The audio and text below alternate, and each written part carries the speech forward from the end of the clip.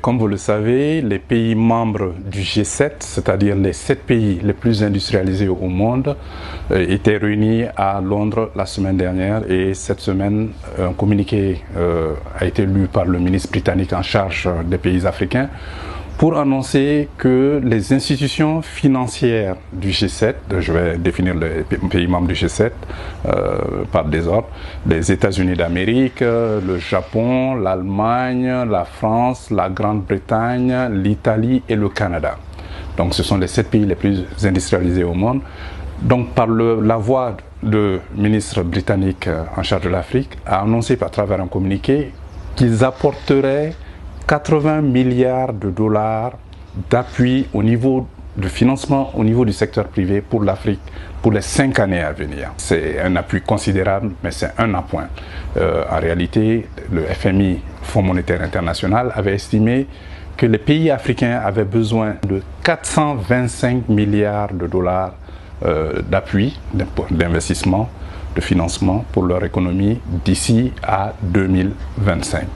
Donc c'est un bon début, mais toutefois il va falloir noter que les défis sont énormes. D'abord avec la pandémie sanitaire, il va falloir financer d'abord les dépenses publiques supplémentaires engendrées par la pandémie sanitaire, mais aussi par les crises récurrentes dans certains de nos pays, que ce soit les crises politiques, les crises sécuritaires, les crises environnementales, c'est-à-dire le changement climatique, et les crises alimentaires, etc.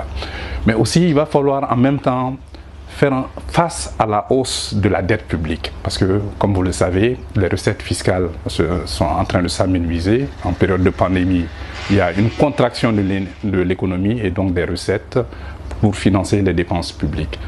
Mais aussi, il va falloir mobiliser davantage de ressources supplémentaires, des recettes fiscales, mais en période de contraction, cela est compliqué. Donc, il faut des ressources innovantes, c'est-à-dire il va falloir chercher des ressources complémentaires, supplémentaires, en utilisant des manières innovatives. Donc on pense naturellement au secteur privé, mais malheureusement il a été constaté que ces 10 dernières années, la contribution du secteur privé dans l'économie a beaucoup baissé, alors que ça devrait être le contraire. Et en réalité, les dépenses d'infrastructure devraient, selon le Fonds monétaire international, être estimées à environ 20% du produit intérieur brut, c'est-à-dire de la production nationale ou du PIB national. Mais en Afrique, nous sommes en deçà de la moyenne mondiale, nous sommes à environ 13% du produit intérieur brut. Donc il va falloir faire des efforts par rapport à cela. D'ailleurs, la Banque africaine de développement avait estimé dans un récent rapport qu'il fallait entre 130 milliards de dollars américains et de 170 milliards de dollars américains d'investissement dans les infrastructures, toutes sortes d'infrastructures économiques et sociales par an. Mais aussi, il avait été estimé qu'en Afrique au sud du Sahara, le secteur privé pourrait apporter un financement supplémentaire à hauteur de 3% du PIB. Et cela n'est pas une mince somme, c'est évalué à environ 50 milliards de dollars US.